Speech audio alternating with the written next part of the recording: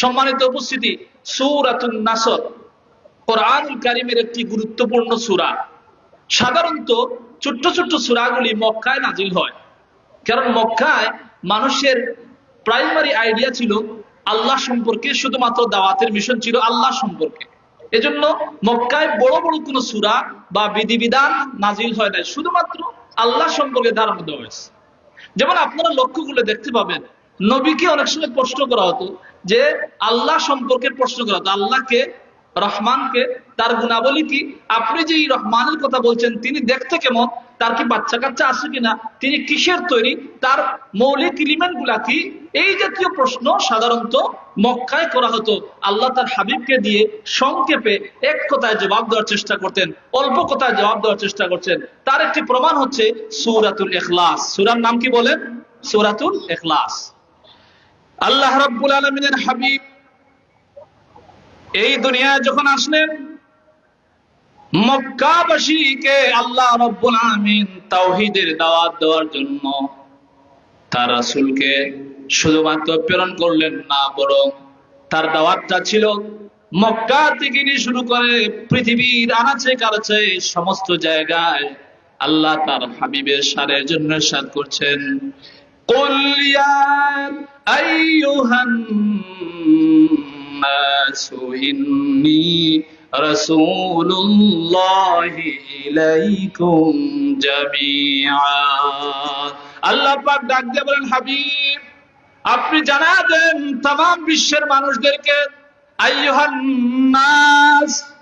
আল্লাহ কিন্তু বাংলাদেশি বলে ডাকতে পারতেন, পারতেন না? পাকিস্তানি বলে ডাকতে পারতেন। আরবের মানুষের নাম নিলেন না, কোন আরবের মানুষের নাম নিলেন না, হিন্দু বৌদ্ধ খ্রিস্টান কারো নাম নিলেন না। সমস্ত মানব জাতির জন্য আল্লাহ রাব্বুল আলামিন ডাক দিয়ে বললেন, আইয়ুহান নাস, হে নবী আপনি ডাক দেন আর মানুষদেরকে বলেন, হে মানব জাতি, ইন্নী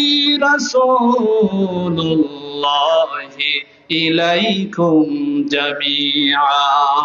ও নবী আপনি বলে দেন, আমি শুধুমাত্র আরব কিংবা অনারবের মানুষের রাসূল নয়, আমি তামাম বিশ্ব জগতের জন্য রাসূল। বলেন সুবহানাল্লাহ। রাসূল সারা বিশ্ব জগতের জন্য আসতেন, কিন্তু তার দাওয়াতের কেন্দ্র ছিল, মেইন কেন্দ্র মক্কায়। আল্লাহু আকবার বলেন। যেহেতু মক্কায় ইসলাম মক্কা থেকে শুরু হয়েছে, এই মক্কা আল্লাহ রাব্বুল আলামিনের কাছে গুরুত্বপূর্ণ জায়গা।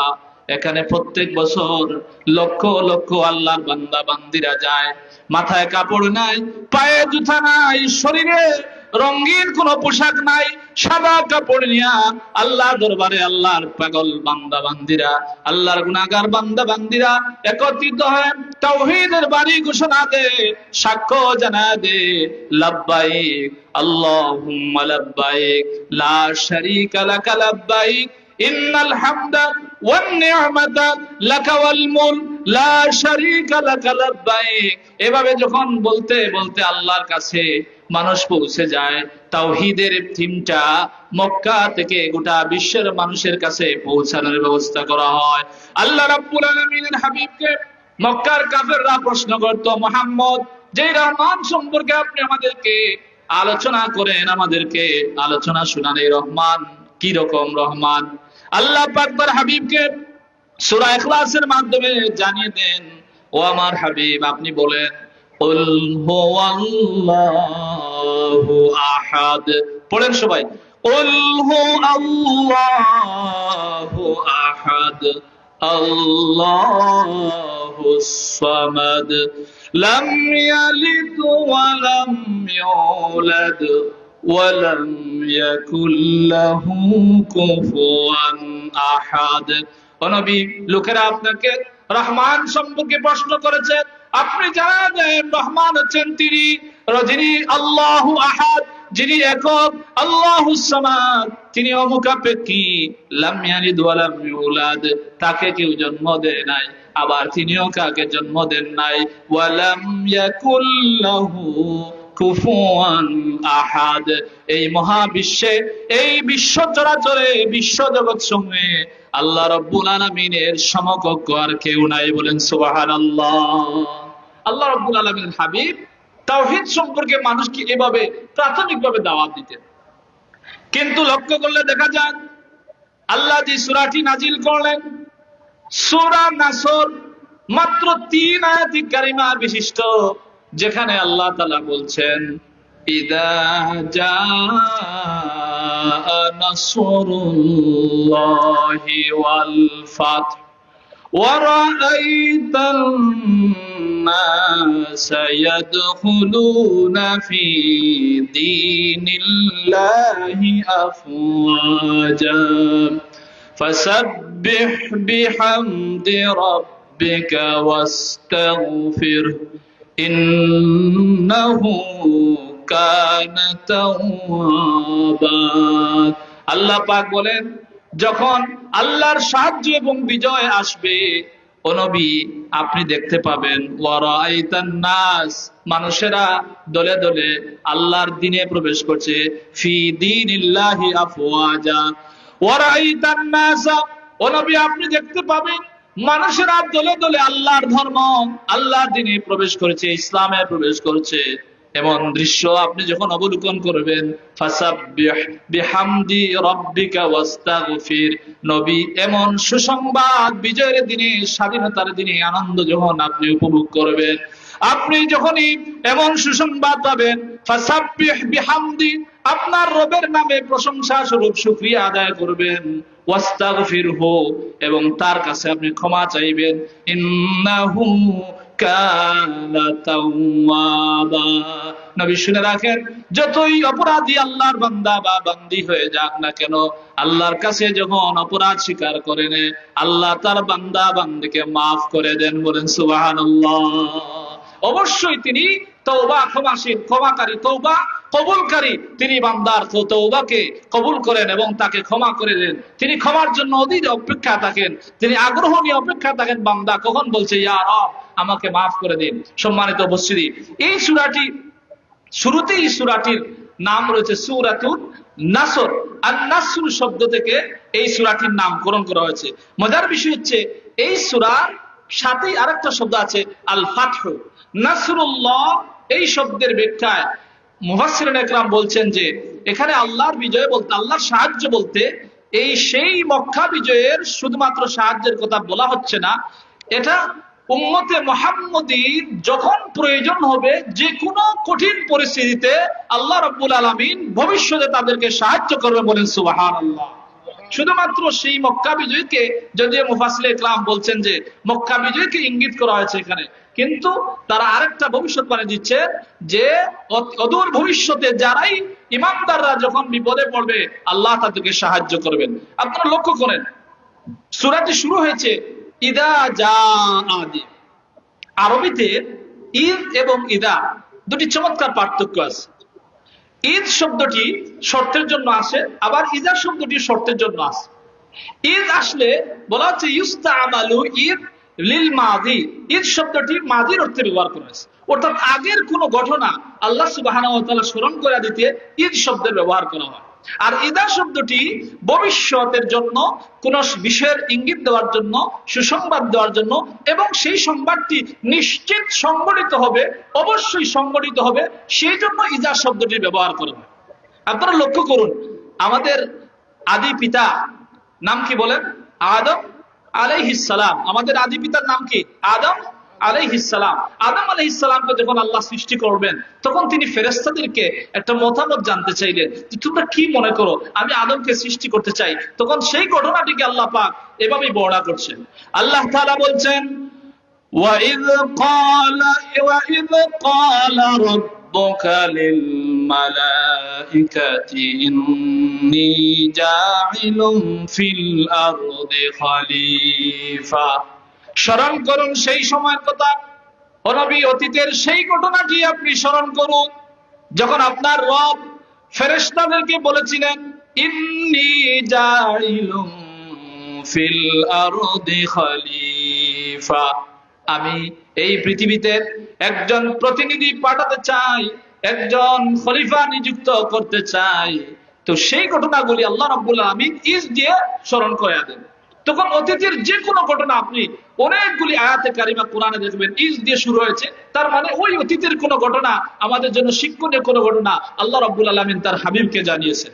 সম্মানিত উপস্থিতি, আর ইজা শব্দটি যখন ব্যবহার করা হয় তার মানে নিশ্চিত এই ঘটনাটা ভবিষ্যৎকালে ঘটবে, আপনার জন্য এটা অপেক্ষা করছে, এরকম কোন ঘটনা। যেমন নিশ্চিত একটি ঘটনা আমরা জানি, মৃত্যু আমাদের জন্য নিশ্চিত একটি ঘটনা, ঠিক কিনা বলেন? আপনি প্রস্তুতি নেন কিংবা নাই নেন, আপনাকে মৃত্যুবরণ করতেই হবে। কুল্লু নাফসিন যায়িকাতুল মাউত, প্রত্যেকটা প্রাণী, শুধু মানুষ নয়, প্রত্যেকটা প্রাণী যাদের প্রাণ আছে তাদেরকে মৃত্যুর স্বাদ গ্রহণ করতে হবে। এটা কার কথা বলেন তো? আল্লাহ সুবহানাহু ওয়া তাআলার কথা। তো মৃত্যু একটি চিরন্তন সত্য ঘটনা, আপনাকে মরতেই হবে। আল্লাহ পাক রব্বুল আলামিন তার বান্দা বান্দীদেরকে স্মরণ করা দিচ্ছেন। ইদা শব্দটি যখন ব্যবহার করে আল্লাহ পাক সরাসরি ইদা যা শব্দ ব্যবহার করে আল্লাহ স্মরণ করে দিচ্ছেন। আল্লাহ পাক মৃত্যুকে স্মরণ করে দেয়া তার বান্দা বান্দির উদ্দেশ্যে বলেন, ইদা যা আজালুহুম লা ইস্তাখিরুনা সাআতাও ওয়া লা ইস্তাকদিমুন। আল্লাহ পাক বলেন, ইদা যা আজালুহুম, যখন তাদের অনিষ্ট একবারে অন্তিম সময় পৌঁছে যাবে, সর্বশেষ মুহূর্ত যখন চলে আসবে, মৃত্যুর সময় যখন চলে আসবে, লা ইস্তাখিরুনা সাআতাও ওয়া লা ইস্তাকদিমুন, তার সামনে কিংবা পিছনে, ডাইনে কিংবা বামে একটি মুহূর্তের জন্য অবকাশ দেওয়া যাবে না।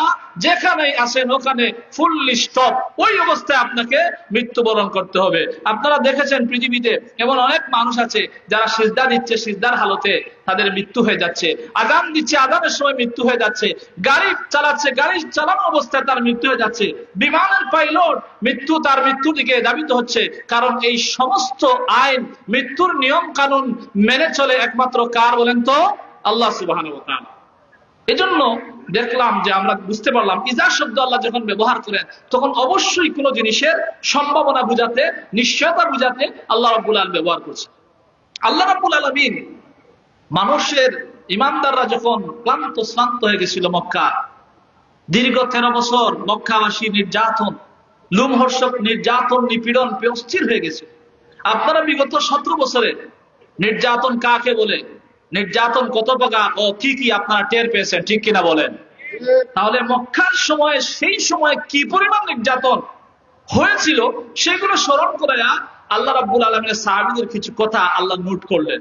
সাহাবীরা কোন সময় হতাশ হয়ে যেতেন, অস্থির হয়ে যেতেন, নবীর কাছে এসে বলছেন, মাতা নাসরুল্লাহ, হে রাসূল আমাদের জন্য কখন আল্লাহর সাহায্য আসবে? ইয়া রাসূলুল্লাহ আপনি কি আমাদের জন্য দোয়া করবেন না?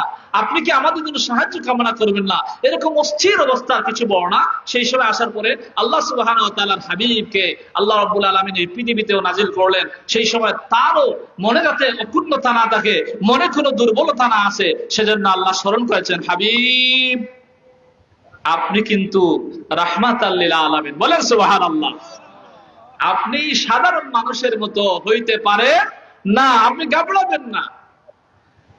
কেননা আল্লাহ রাব্বুল আলামিন এই পৃথিবীতে যত নবী রাসূল পাঠিয়েছেন আল্লাহ স্মরণ করে দিচ্ছেন তার হাবিবকে, ওহে নবী ইন্না আরসালনাকা শাহিদাও ওয়া মুবাশশিরাও ওয়া নাযীরা ওয়া দাঈয়ান ইলাল্লাহি বিইذনিহি ওয়া সিরাজাম মুনীরা। ও নবী আমি আপনাকে নাজিল করেছি, সৃষ্টি করেছি, প্রেরণ করেছি। ইন্না আরসালনাকা আমি আপনাকে প্রেরণ করেছি শাহিদাও ওয়া মুবাশশিরাও ওয়া নাযীরা, সাক্ষ্যদাতা হিসাবে, সুসংবাদদাতা হিসাবে এবং ভীতি প্রদর্শনকারী হিসাবে। ও নবী আপনি শুধুমাত্র 3টা কোয়ালিটির মধ্যে সীমাবদ্ধ নন, ওয়া দাঈয়ান ইলাল্লাহি বিইذনিহি ওয়া সিরাজাম মুনীরা। হে নবী অবশ্যই আপনি আল্লাহ রাব্বুল আলামিনের দিকে আহ্বানকারী একজন দায়ী। আপনি আল্লাহর জন্য, ইসলামের দিকে আহ্বান করবেন একমাত্র আল্লাহর সন্তুষ্টির জন্য। এজন্য নবী করিম সাল্লাল্লাহু আলাইহি সাল্লামকে আল্লাহ স্মরণ করা দিচ্ছেন, ওয়া ইম মিন উম্মাতিন ইল্লা খালা ফিহা নাযীর। পৃথিবীতে এমন কোন জাতি নাই যাদের কাছে এমন কোন উম্মত নাই যাদের কাছে আল্লাহ রাব্বুল আমিন রাসূল প্রেরণ করে সতর্ক করেন নাই। আল্লাহ পাক তার হাবিবকে আরো টার্গেট মিশন দিয়ে আল্লাহ পাক স্মরণ করে দিচ্ছেন, হুয়াল্লাযী বাআসা ফিল উম্মিয়িনা রাসূলাম মিনহুম ইয়াতলু আলাইহিম আয়াতিহি ওয়া يزكيهم ويعلمهم الكتاب والحكمة وإن كانوا من قبل لفي ضلال مبين هو الذي بعث في الأميين তিনি সেই সত্তা যিনি উম্মিয়িনদের মধ্য থেকে একজন রাসূল প্রেরণ করলেন, ইয়াতলু আলাইহিম যিনি তাদের মধ্যে কোরআন তেলাওয়াত করবেন। জোরে বলেন, কি তেলাওয়াত করবেন? কোরআন তেলাওয়াত করবেন। ওয়া ইউযাক্কিহিম মানুষের আত্মাকে পরিশুদ্ধ করবেন, তাদের আত্মাকে পরিশুদ্ধ করবেন, তাজকিয়াতুন নফসের শিক্ষা দিবেন। ওয়া ইউআল্লিমুহুমুল কিতাবা ওয়াল হিকমা কোরআনুল কারীম যখন তেলাওয়াতের শিক্ষা হয়ে যাবে, কোরআনুল কারীম যখন মানুষ তেলাওয়াত করবে, তখন এই কোরআনের শিক্ষা দিয়া এই সমাজকে, এই রাষ্ট্রকে পরিবর্তন করবেন এবং মানুষদেরকে আপনি সুন্নাহ শিখাবেন, বিজ্ঞান শিখাবেন, হিকমত শিখাবেন। আপনাদের কাছে আমার প্রশ্ন, কোরআনুল কারীম শুধু তেলাওয়াত করে ঘরের ভিতরে বন্দি থেকে ঘরের ভিতরে আবদ্ধ থাকলে হবে, নাকি এই কোরআন দিয়ে এই সমাজ, রাষ্ট্র, এই দেশের পরিবর্তন করার প্রয়োজন আছে না নাই? জোরে বলেন, আছে না নাই?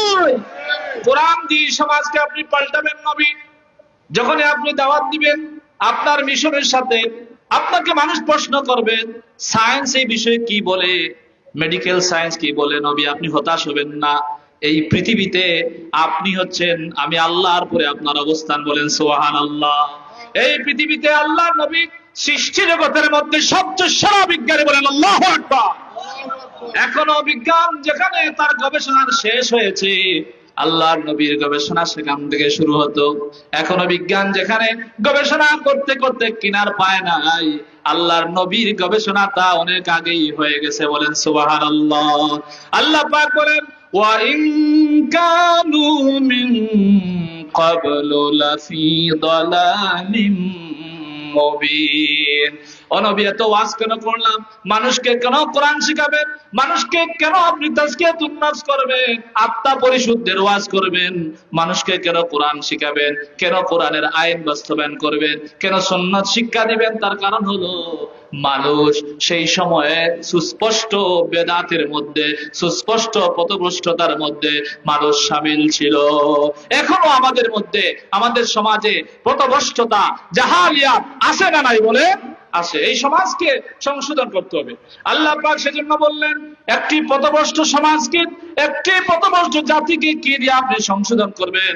সূরা ইব্রাহিমে আল্লাহ পাক তার হাবিবকে লক্ষ্য করে বলছেন, আলিফ লাম রা কিতাবুন আনজালনাহু ইলাইকা লিতুখরিজান নাসা মিনাজ যুলুমাতি ইলান নূর। আলিফ লাম রা।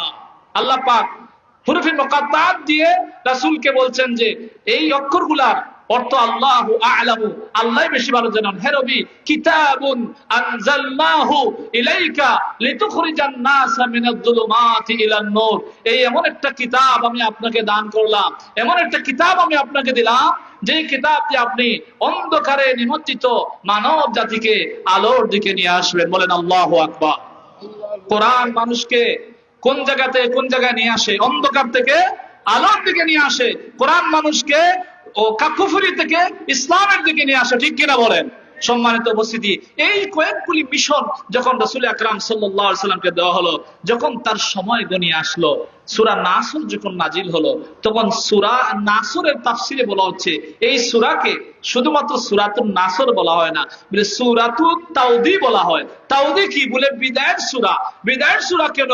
বলে সূরা নাসর যখন নাজিল হলো, তখন রাসূল আকরাম সাল্লাল্লাহু আলাইহি সাল্লামের যে পৃথিবীতে ভিশন এবং মিশন ছিল, তার মেয়াদ শেষ হয়ে গেল, তার ইঙ্গিত দেওয়া হয়েছে, বলেন সুবহানাল্লাহ।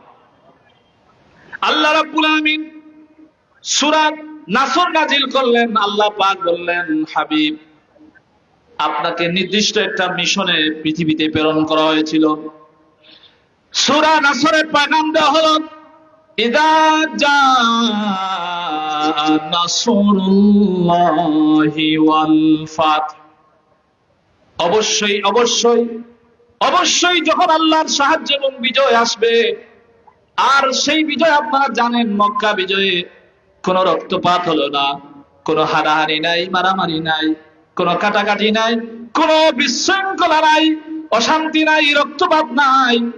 সম্পূর্ণ রক্তপাতবিহীন অবস্থায়, মারামারি কাটাকাটি বিহীন অবস্থায় আল্লাহ রাব্বুল আলামিন মক্কা বিজয় দিয়া তার সর্বশ্রেষ্ঠ সৃষ্টি বিশ্ব নবী, বিশ্বজাহানের নবী, প্যারা নবী মুহাম্মদুর রাসূলুল্লাহকে মক্কা বিজয় দিয়ে আল্লাহর নবীকে সান্ত্বনা দিয়েছেন। বলেন সুবহানাল্লাহ। হে নবী, ওয়ারাআইতান নাসা ইয়াদখুলুনা ফি দীনিল্লাহি আফওয়াজা। ও নবী, আপনি যাদেরকে দাওয়াত দিয়েছিলেন, যারা তাওহীদ বুঝতো না, আপনি তাদের কর্ম করে তাদের দুয়ারে দুয়ারে গিয়ে বলেছেন, কুলু লা ইলাহা ইল্লাল্লাহু মুহাম্মাদুর রাসূলুল্লাহ, লা ইলাহা লা ইলাহা লা ইলাহা ইল্লাল্লাহ, লা ইলাহা লা ইলাহা ইল্লাল্লাহু মুহাম্মাদুর রাসূলুল্লাহ। মানুষ যখন ইসলামের পতাকা তুলে আসা শুরু করলো, আল্লাহ স্মরণ করে দিলেন, হাবিব, যেই মানুষ যে আপনি তাওহীদের কালিমা প্রতিষ্ঠা করার জন্য আপনার বেলাল রক্ত দিয়েছে, আহাদ আহাদ বলেছে, আবু বকর, ওমর, উসমান, আলী নির্যাতন হয়েছে, ও নবী, সেই সমস্ত দুঃখের কথাগুলি আপনি ভুলে যান। আল্লাহু আকবার। ওয়ারাআইতা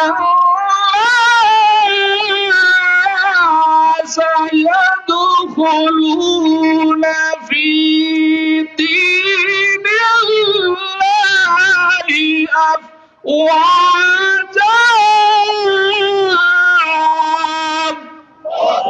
ও নবী, আপনি দেখতে পাবেন যেই কালেমার জন্য আপনি মায়ের খেয়েছেন, যারা আপনাকে সঙ্গ দিত না, দূরে বসে বসে দেখতো, মুহাম্মদের ধর্ম যদি ভারী হয়ে যায়, আমরা গিয়ে বলবো, আসি রে ভাই আসি, এরকম লোক এখনো আমাদের দেশে আছে না নাই?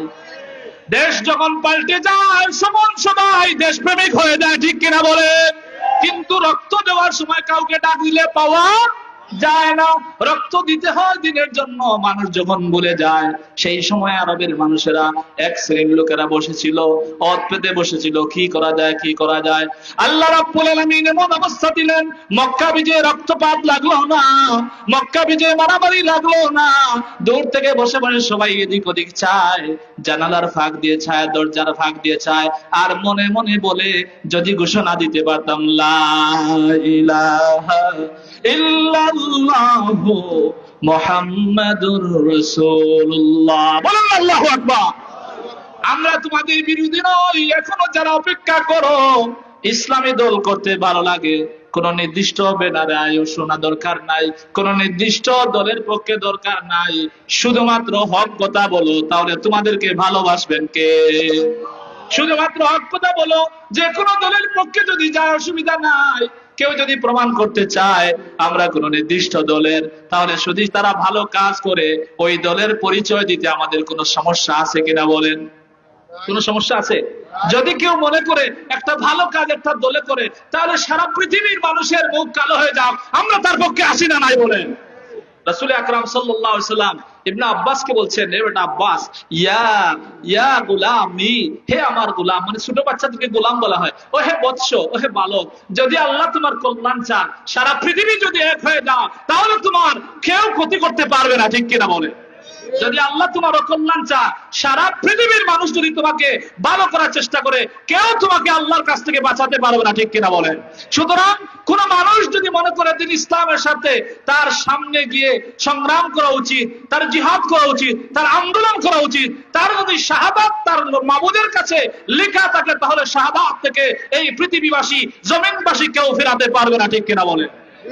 সম্মানিত হাজিরিন, এজন্য ওই সময়েও দাওয়াত যখন দেওয়া হলো, তখন দেখা যায় মানুষ ধীরে ধীরে আসতেছে। রাসূল বলছেন, যা নাসরুল্লাহ, এসেছে আল্লাহর সাহায্য, যা আহলুল ইয়ামান, এসেছে ইয়ামানিরা।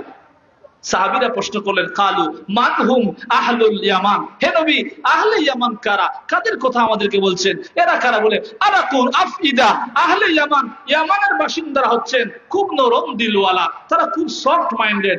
এরপরে তারা হচ্ছেন আহলুল ফিকহ, তারা ফিকহের জ্ঞান বেশি বুঝেন, গবেষণামূলক জ্ঞান বেশি বুঝেন। এরপরে বলছেন তারা হচ্ছেন আল হিকমাতুল ইয়ামানিয়া, ইয়ামানিরা হিকমাত জানে, টেকনিক জানে, কৌশল জানে। বলেন না সুবহানাল্লাহ। ইয়ামানিরা আসতেছে। যখন শুনলাম মক্কা বিজয় হয়েছে, ঘরের ভিতরে নিজের পিতা তার সন্তানকে নির্যাতন করেছে, কিন্তু যেই লোকটা মনে মনে নবী মুহাম্মদ সাল্লাল্লাহু আলাইহি সাল্লামকে দেখে দূর থেকে কিংবা কাছে থেকে নবীকে ভালোবেসে ফেলেছে, ফোকাসে আসতে পারে নাই, ফ্রন্টে আসতে পারে নাই, প্রকাশ করতে পারে নাই, কিন্তু যখন দেখলো ইসলামের বিজয় হয়ে গেছে, দূর থেকে আসতে শুরু করে দিল। কেউ কালেমা পড়তে পড়তে, কেউ জিকির করতে করতে, কেউ বা আল্লাহ তাকবীর দিতে দিতে নবী মুহাম্মদের কদমে এসে কালেমা পড়ে মুসলমান হয়ে গেছে। বলেন সুবহানাল্লাহ। কেউ মনের দুঃখে দুই কানে আঙ্গুল দিয়ে বলতেছে আল্লাহু আকবার, আল্লাহু আকবার, আল্লাহু আকবার,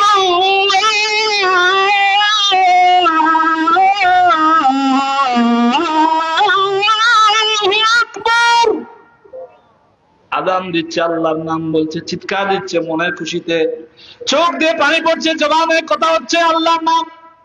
মনে চাচ্ছে যে কলিজা ফেটে যদি বলতে পারে আল্লাহু আকবার। বলেন সবাই আল্লাহু আকবার। সেই তাকবীরের যন্ত্রণা সেই মক্কার কাফিরদের থেকে নিয়ে শুরু করে বাংলার জাহিলদের মনে ভয় আছে না নাই? বলেন, এই তাকবীরের ভয় আছে না নাই? এই তাকবীরের আওয়াজে গোটা বিশ্ব চেঞ্জ হয়েছে, এমন অনেক ঘটনা আছে। অনেক এমন মানুষ আছে তাকবীর শোনার সঙ্গে সঙ্গে কলিজায় কম্পন হয়েছে আর ঘোষণা দিয়েছে লা ইলাহা ইল্লাল্লাহু মুহাম্মাদুর রাসূলুল্লাহ। ইয়ামানবাসীরা আল্লাহর তাকবীর ধ্বনি দিতে দিতে আসলেন। যেই তাকবীর মানুষের মাইন্ড সেটআপকে চেঞ্জ করে দেয়, তা মসজিদের যে কোনো প্রান্তে হোক, মুয়াজ্জিন যে কোনো ভাবে বলুক না কেন, তার যে সময় কণ্ঠের মধ্যে আল্লাহু আকবার ধ্বনি আসে, তার মনের ভিতরে একটা অন্যরকম ফিলিংস কাজ করে, ভালোবাসা কাজ করে। দুবাইয়ের একটি মার্কেটে ছোট্ট একটি বাচ্চা তার বাবা মার সঙ্গে শপিং করতে গিয়েছে। হঠাৎ করে ও মুসলিম খ্রিস্টান মহিলা এবং খ্রিস্টান পুরুষ বাচ্চাটাও ও মুসলিম, সে শুনতে পেল আসরের নামাজ হচ্ছে আর মসজিদের মধ্যে মুয়াজ্জিন তার কলিজার সব শক্তি দিয়ে আযান দিচ্ছে, আল্লাহু আকবার, আল্লাহু আকবার বলে বলে আশহাদু আল্লা ইলাহা ইল্লাল্লাহ। যখনই আমার নবী নাম আছেন, সেই সময় মুয়াজ্জিন এত মধুর কণ্ঠে বলতেছে, আর আমার নবীর নাম যে কোনো মানুষ যদি বলে ভালো লাগে না, লাগে কিনা বলেন? যে কোনো মানুষ যদি মুহাম্মদের নাম বলে কলিজায় একটা শান্তি আসে, মজা পায়, আনন্দ আসে। মুয়াজ্জিন তার দিলের সব শক্তি দিয়া বলতেছে আশহাদু আন্না মুহাম্মাদুর রাসূলুল্লাহ।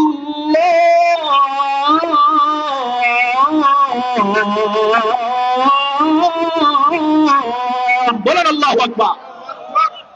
মেয়েটি বলতেছি হোয়াট ইজ দিস, এটা কি?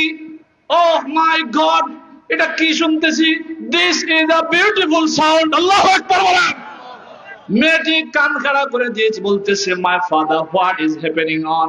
ও আমার বাবা, কি বলতে কি হচ্ছে, এটা আমি কি শুনতে পাচ্ছি? তার মা বাপ বলতেছে এটা ইসলামে মুসলমানরা কল টু প্রেয়ার, আজানের জন্য, নামাজের জন্য মানুষদেরকে আহ্বান করে। মুয়াজ্জিন সাহেব যখন বলছেন এর পরবর্তী লাইন তার মনের মতো, আশহাদু আন্না মুহাম্মাদুর রাসূলুল্লাহ।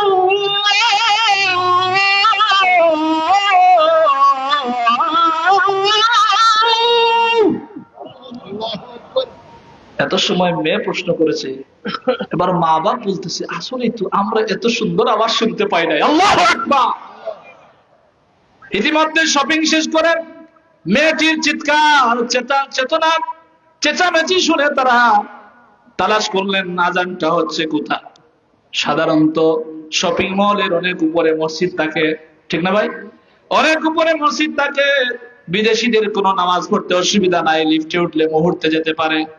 আর বাংলাদেশি লিফটে উঠলে, আসরের নামাজে উঠলে মাগরিবের নামাজকে ধরবে, লিফটে কাজ করে না। তাই সেই সময় তারা দিক নির্দেশনা পেয়ে মেনুতে দেখলেন মসজিদের অবস্থান কোন জায়গায়। মসজিদে গিয়ে তারা বললেন, ইমাম সাহেবের তালাশ করলেন। নামাজ শেষ হলে ইমাম সাহেবের সাথে মিট করলেন, সাক্ষাৎ করলেন আর বললেন, আমার মেয়ে আজান বিষয়ে প্রশ্ন করেছিল, মেয়ের প্রশ্নের কারণে আমাদের মনের ভিতরে প্রশ্ন এসে গেছে। আমরাও আপনার আজান মুয়াজ্জিন সাহেবের আজান শুনে ভালো লেগেছে। বিশ্বাস করে ইমাম সাহেব, যখনই আমরা শুনেছি আল্লাহু আকবার, শোনার সঙ্গে সঙ্গে মনে হচ্ছে পৃথিবীতে আল্লাহ রাব্বুল আলামিনের চাইতে বেশি বড় আর কেউ নাই। সুবহানাল্লাহ। ইমাম সাহেব, আমরা এই মুহূর্তে অনেক চিন্তা গবেষণা করার প্রয়োজন হয়, আমাদের অনেক বেশি স্টাডি করার দরকার নাই। যেহেতু এখানে এসে নামাজের কিছুক্ষণ অপেক্ষা করে বাইরে অপেক্ষা করছিলাম আর দেখতেছিলাম আপনি নামাজ পড়াচ্ছিলেন, বাইরে থেকে বড় সুন্দর লাগলো। আমরা তো শুধুমাত্র আপনাদেরকে জঙ্গি হিসাবে চিনি, বলেন না নাউজুবিল্লাহ। যারা নামাজ পড়ে তারা কি জঙ্গি হিসাবে চিনি। দূর থেকে আমরা দেখতেছিলাম আপনি ইমাম, কয়েকশো মানুষ আপনার পিছনে নামাজ পড়ছে, আপনাকে ফলো করছে। বড় আশ্চর্যের ব্যাপার, আপনি শুধুমাত্র বললেন আল্লাহু আকবার, সকলে আল্লাহু আকবার বলে দাঁড়িয়ে গেছে। আল্লাহু আকবার বলেন। আপনি নামাজি নীরব থাকলেন, একটা মানুষও চিৎকার চেঁচামেচি করলো না, আওয়াজ করলো না। নীরবে নিবৃত্তে আপনাকে অনুসরণ করে নেতা হিসেবে তারা মেনে নিল। ইসলামে এই চমৎকার শিক্ষা আছে না নাই বলেন? ইসলামের নেতা নির্ধারণ শিক্ষা দিয়েছে। নামাজ আমরা দেখলাম, আপনি রুকুতে গেলেন, আল্লাহু আকবার বললেন, সকলে রুকুতে গেল, সামি আল্লাহু লিমান হামিদা বললেন, তারাও রুকু থেকে উঠে গেল, আবার আল্লাহু আকবার বলে সিজদা পড়লেন। ইমাম সাহেব কোন জিনিস বোঝার জন্য 15 বছরের প্রয়োজন নাই, 15 মিনিটই যথেষ্ট হয়ে যায়, ঠিক কিনা বলে? কোন জিনিস সঠিক কিনা বোঝার জন্য যদি তুমি 17 বছর অপেক্ষা করো, তাহলে তুমি এখনো বোকার স্বর্গে বাস করছো, ঠিক কিনা বলে? তুমি মোল্লা নামের, আলেম নামের কলঙ্ক, তুমি আলেম নামের জালিম, ঠিক কিনা বলেন? এখনো পর্যন্ত তুমি বুঝতে পারলো না কোনটা সত্য আর কোনটা মিথ্যা। তুমি এখনো বসে বসে মেসওয়াক কোন দিকে করবো, ডাইন দিকে না বাম দিকে মাসওয়াক দিচ্ছ, আর ওইদিকে হাজার হাজার মানুষদেরকে মেরে ফেলা হচ্ছে শুধুমাত্র নামাজ প্রতিষ্ঠা করার চেষ্টা করার জন্য, শুধুমাত্র ইসলামী হুকুমত এবং ইসলামী রাষ্ট্র প্রতিষ্ঠার চেষ্টা করার জন্য, ঠিক কিনা বলেন? তুমি এখনো মেসওয়াক নিয়ে ডাইন দিকে দেবো না বাম দিকে, 2.5 হাত হবে না 3 হাত হবে, 5 হাত হবে, টুপি কতটুকু সাইজের এটা নিয়ে আসছো বেটা। মানুষ মরে শ্মশান হয়ে যাচ্ছে, আর তুমি এখনো টুপি কোনটা পরবো, জাল পরবো না নেট পরবো না ফাঁসকল্লি করবো না কিস্তি হবে না নৌকা হবে, এটা নিয়ে তুমি পড়ে আছো। আর ওদিকে ও মুসলিমরা আর ইসলামী নামদারি মুনাফিকরা আমাদেরকে প্যাকেট করে হোম ডেলিভারি করে পার্সেল করে দিচ্ছে, ঠিক কিনা বলে?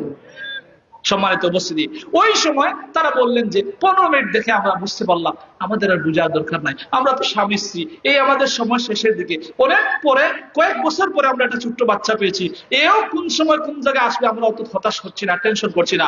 আমরা আপনার ধর্মে আকর্ষিত হয়ে, আপনার ধর্মে প্রভাবান্বিত হয়ে আমরা ঘোষণা করছি লা ইলাহা ইল্লাল্লাহু মুহাম্মাদুর রাসূলুল্লাহ সাল্লাল্লাহু আলাইহি ওয়াসাল্লাম। সম্মানিত হাজিরিন, এজন্য ইয়ামেনবাসীরা তাকবীর দিয়ে আসছে, আল্লাহু আকবার। তাকবীরের গুরুত্ব কোন সময় এত প্রভাব ফেলে যে কোনো শয়তানের অন্তরকে কাঁপিয়ে তোলে, ঠিক কিনা বলেন? আপনারা তাকবীরের পক্ষে কিয়ামত পর্যন্ত আছেন কিনা বলেন? কিয়ামত পর্যন্ত তাকবীরের পক্ষে আছে কিনা? নারে তাকবীর, নারে তাকবীর। সবাই হাত নামান, আলহামদুলিল্লাহ। আমরা তাকবীরের পক্ষে থাকতে চাই। সম্মানিত উপস্থিতি, যে সময় নবীকে সান্ত্বনা দিয়েছে, আমি হতাশ হবেন না, নবী খুব খুশি হলেন। কিরে, আগে তো একজন বলে কালেমা বলতে পারতো না, এখন দেখছি 2 জন আসছে, 2 এর সাথে 20 জন আসছে, 20 এর সাথে 200 আসছে, 200 মাঝে কয়েকশো আসছে, শত শত মানুষ, কোন কোন বর্ণনা আছে এক একটা দলে মক্কা বিজয়ের পরে 700-র মতো মানুষ একসাথে আসছে আর ঘোষণা দিয়েছে লা ইলাহা ইল্লাল্লাহু মুহাম্মাদুর রাসূলুল্লাহ। আল্লাহ স্মরণ করেছেন, হাবিব হতাশ হবেন না। আল্লাহ পাক বলছেন, ওয়া হাবিব শুনেন, ওয়া রাআইতান নাসা ইয়াদখুলুনা ফি দীনিল্লাহি আফওয়াজা। হ্যাঁ নবী, আপনি দেখতে পাবেন ইসলাম ধর্মে মানুষেরা দলে দলে ঢুকতেছে, বলেন সুবহানাল্লাহ। সম্মানিত হাজিরিন, তাহলে যা যে সময় ব্যবহার করে, ইজা যখন ব্যবহার করা হয় তাহলে নিশ্চিত বিজয় আসবে, শুধুমাত্র আমাদের অপেক্ষা এবং ধৈর্য ধারণ করতে হবে। হতাশ হওয়া যাবে না, হতাশ হওয়া যাবে না। কমিটি থেকে আপনার নাম চলে যেতে পারে, আপনার সমাজে আপনি একজন ঘৃণিত প্রার্থী হতে পারেন, আপনার দল থেকে আপনাকে বহিষ্কার করতে পারে, কিন্তু দ্বীন ইসলাম থেকে আপনি 100টা পরিমাণ সরতে পারবেন। এরকম কারা কারা আমরা রাজি আছি? হাত তুলি। নারে তাকবীর। সম্মানিত হাজির, হাত নামাই। তো এই অবস্থায় শুধুমাত্র অপেক্ষা করতে হবে। আল্লাহ আমাদেরকে সাহায্য করলেন, আমরা কিভাবে সাহায্য প্রাপ্তি হই আমরা নিজেরাও জানি না। আসহাবুল ফিল, কত বড় হাতি, তাই না? হাতিকে চ্যালেঞ্জ করার জন্য আল্লাহ পাক খুব বড় বিমান পাঠালেন না, রকেট পাঠালেন না, হেলিকপ্টার পাঠালেন না, পাঠালেন আবাবিল। বলেন সুবহানাল্লাহ। চ্যালেঞ্জ করছে হাতি ফিল, আর তাকে চ্যালেঞ্জ করছে কে? আবাবিল, পাখি, ছোট পাখি। হাতির সাথে চ্যালেঞ্জ করা কোন বেকুবের যুক্তিতে মানাবে না, কিন্তু আল্লাহ বলছেন ইন্না বাতশা রাব্বিকা লাশাদীদ, নিশ্চয়ই আমার পাকড়াও বড় কঠিন। আমি যখন ধরলে সহজে ছাড়ি না। আপনারা স্লোগান দেন, একদম ফাউ স্লোগান, যে ধরি না, ধরলে আমরা ছাড়ি না। আপনাদের ওই যোগ্যতাই নাই। ধরেন না, ধরলে আল্লাহ ছাড়েন না, ঠিক কিনা বলেন? আল্লাহ যাকে ধরেন এত সহজে ছেড়ে দেন না। তো আল্লাহ রাব্বুল আমিন পাখিকে পাঠালেন, ছোট ছোট পাখি, সাইজে একদম পেন্সিল ব্যাটারি সাইজের পাখি। তো ওই পাখি আর কি নেবে? আল্লাহ তাকে শিক্ষা দিলেন পাথর না, ছোট ছোট নদী পাথর। তো আল্লাহ তারা শিখাইছেন কিভাবে টেকনিক করতে হবে। তো পাখি 2টা পায়ে 2টা পাথর, আর টুটেও পাথর। মনে হচ্ছে যেন ইসরায়েলের চেয়ে ভয়ঙ্কর শক্তিশালী মিসাইল, পারমাণবিক বোমা মারছে। বলেন আল্লাহু আকবার। আল্লাহ পাক বলছেন ফাজআলাহুম কাআসফিম মাকুল, এত বিশাল বিশাল দেহের অধিকারী হাতিকে মাটির সাথে মিশায়া দুলিশাত করে দুবড়ি ঘাসের মতো, একদম শুকনো খাবার ঘাসের মতো লেবেল করে দিয়েছেন। বলেন সুবহানাল্লাহ। ফাজআলাহুম কাআসফিম মাকুল। সম্মানিত উপস্থিতি, তো অবশ্যই আল্লাহর সাহায্য আসবে, আসছে ঠিকই। সেই সাহায্যের নাম হচ্ছে মক্কা বিজয়। আমাদের দেশের মানুষ মক্কা বিজয় হওয়ার পরে মানুষ খুশিতে আত্মহারা হয়, মানুষ খুশিতে স্মরণ করে, আর নবী তো মক্কা বিজয়ে আমাদেরকে মাফ করে দিছে, তার কাফেরদেরকে মাফ করে দিছে। তো আপনারা আমাদেরকে মাফ করেন। আপনারা এই কঠিন সময়ে ভুল সিদ্ধান্ত দিয়েছিলাম, আমাদের সিদ্ধান্তে ভুল ছিল, মাশাআল্লাহ আলহামদুলিল্লাহ। তো তোমরা তো ভাই মাফ চাচ্ছ না, তোমরা বিগত দিনে যে অপরাধ করছো, এই যুগে এসেও তো আম মানুষের কাছে তোমরা মাফ চাইতে পারো। তোমরা মাফ চাচ্ছ না, তোমরা আলেমের পোশাক পরে, আলেমের লেবাস পরে শয়তানদেরকে তোমরা সাহায্য করেছো, এখনো তোমরা তোমাদের ভুল বুঝতে পারো না, ঠিক কিনা বলো? তোমরা একদম জাতীয় গাদ্দার, জাতীয় বেঈমান, এই দেশের শত্রু, এই জাতির শত্রু, পুরা গোটা উম্মার শত্রু, ঠিক কিনা বলে? তোমরা শুধুমাত্র পোশাক লাগাইছো। এই যুগে মাফ চাইবেন কার কাছে? খালি আমাদের কাছে। আপনি আল্লাহর কাছে মাফ চান যে আমি বিগত দিনে ইসলামের পোশাক পরে রং কাজ করেছি, আমার ভুল হয়ে গেছে, মাফ করে দেন। আমরা মুসলমান ভাই আমরা তোমাদের কলিজায় নিয়ে নেবো, তোমাদের জন্য আমরা কাঁদবো, তোমাদের জন্য আমরা দোয়া করবো, কারণ তোমরা মুসলিম। আমার রাসূল বলছেন মান সাল্লা সালাতানা ওয়াস্তাকবালাল কিবলাতানা ওয়া আকালা যাবিহাতানা ফাযালিকাল মুসলিম। যে ব্যক্তি আমাদের মতো সালাত পড়ে, যে ব্যক্তি আমাদের মতো কুরবানি দেয়, যে ব্যক্তি আমাদের কিবলাকে কিবলা মনে করে, সে আমাদের মুসলমান ভাই, ঠিক কিনা বলেন?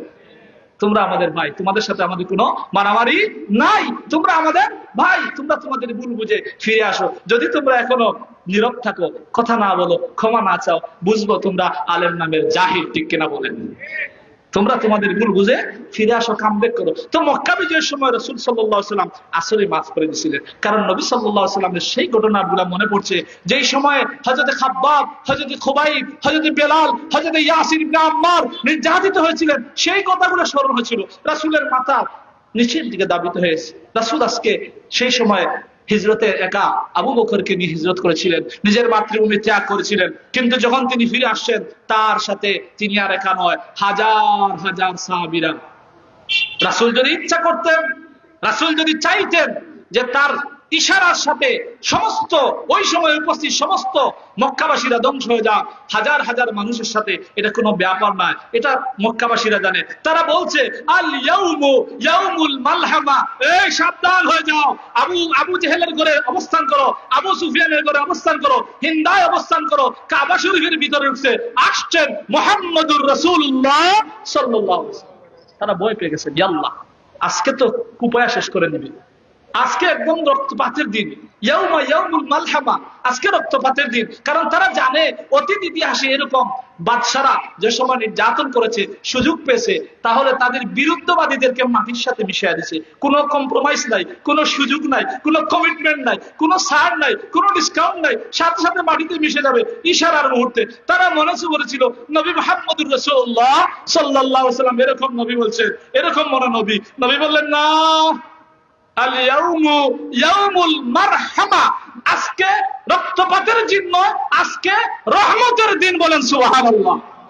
নবী বলছেন ওয়া মা আরসালনাকা ইল্লা রাহমাতাল লিল আলামিন, আমাকে আল্লাহ নির্দয় হিসেবে পাঠান নাই, জাতির জন্য দয়াবান হিসেবে, রহমত হিসেবে, শুধু তোমাদের জন্য না, গোটা বিশ্ব জাহানের জন্য আমি রহমত। বলেন সুবহানাল্লাহ।